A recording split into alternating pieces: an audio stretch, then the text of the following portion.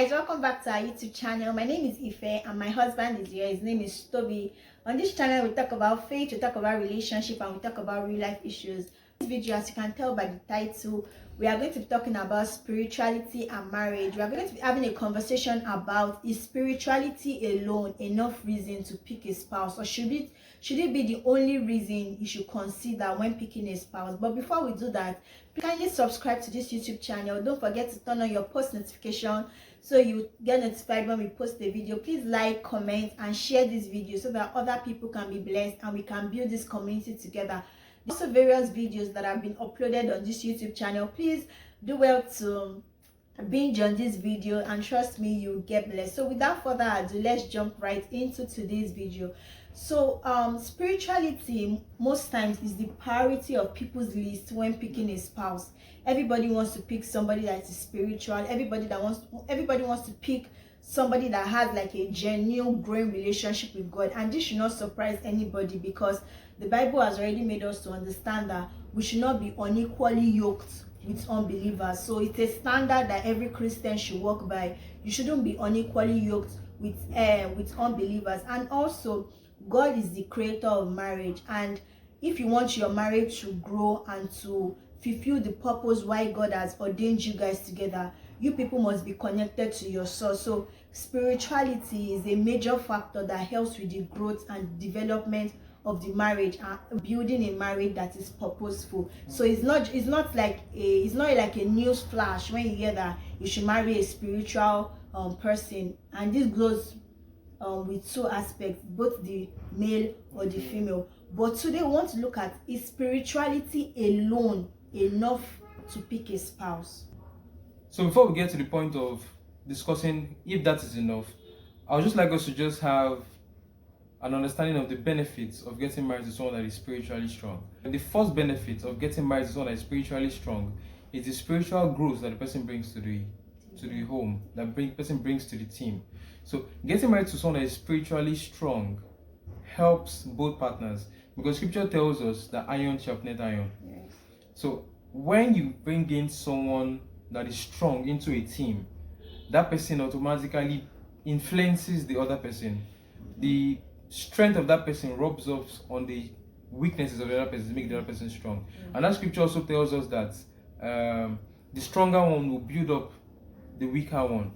So when you have someone that is strong spiritually, it just helps growth, it helps progress, and it helps the family, the team, to get better. So another benefit of getting married to someone that is spiritually strong is the discipline that the person brings to the home.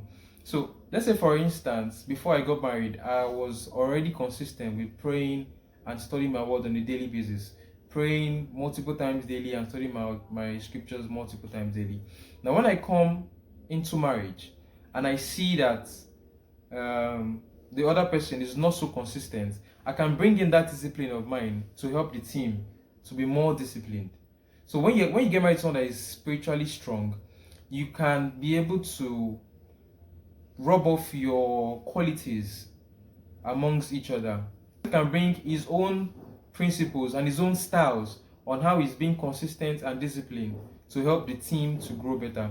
Then another benefit is that having a strong spiritual partner just helps the family as a whole, because marriage is based on the foundation of Christ. So when you have someone that is spiritually strong, bringing Christ to the center of the home, it just helps every other aspect of the family work much better. Spirituality is a very, very important aspect when it comes to picking a spouse.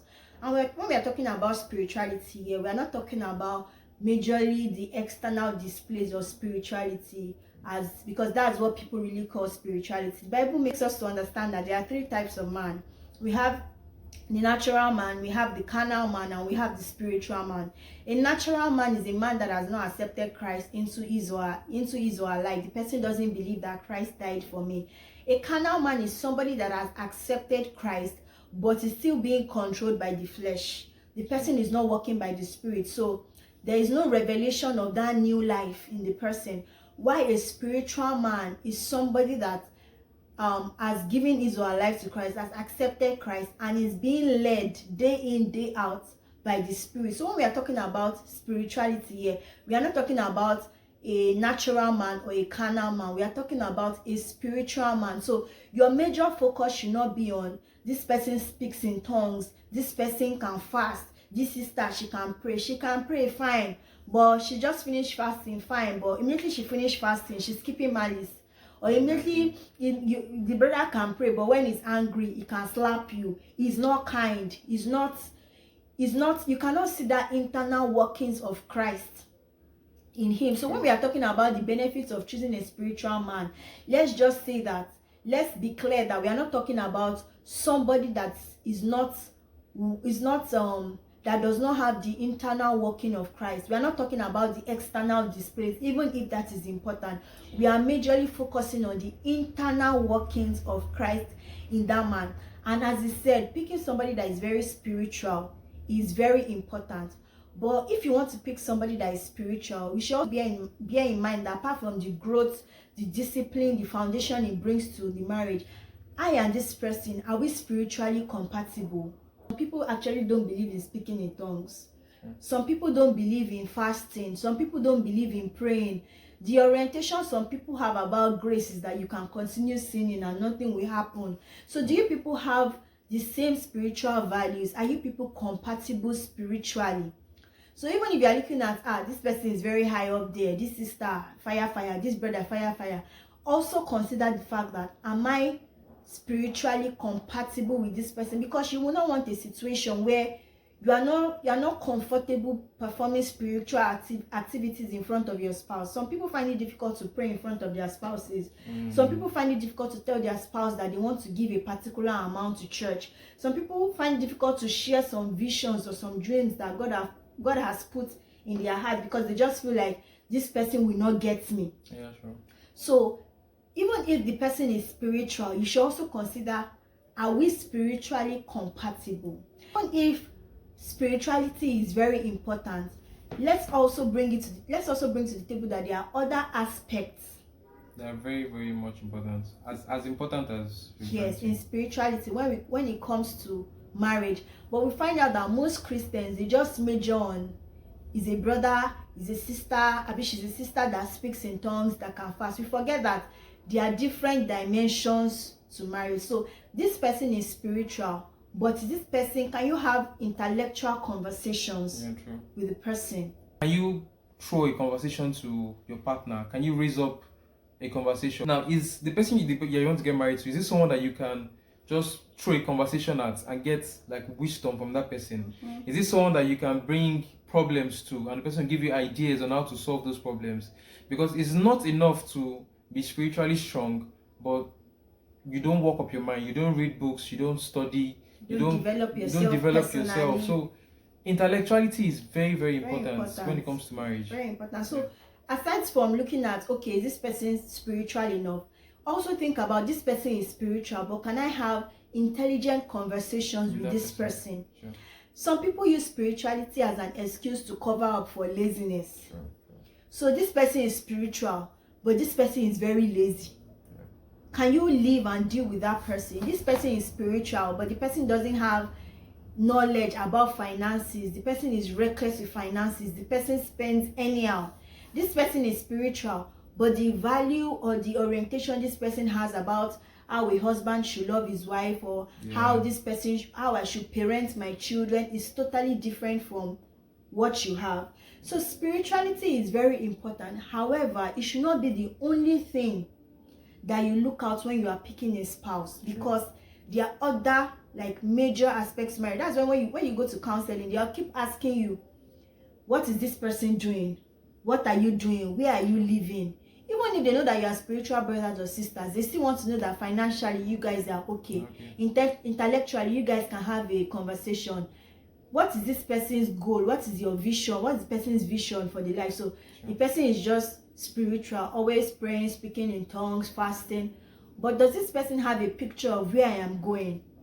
Because you see that after you marry and see finish enters, you might get that like, oh God, so what are you doing with your life? Sister, what do you want to do? You're just praying. Oh yeah, what is the next thing? So even if spirituality is good, it should be your major priority, and spiritually in terms of internal workings, it should not be the only reason why you pick your spouse. And I think that this is especially for sisters, because when sisters see that this guy is playing in the choir, he's always taking prayer, we already get blown off like, this is my future husband, my children will raise them in the ways of the Lord.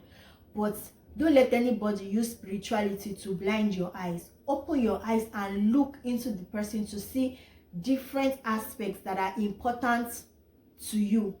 The summary of the whole thing is a marriage has many moving parts. Yes.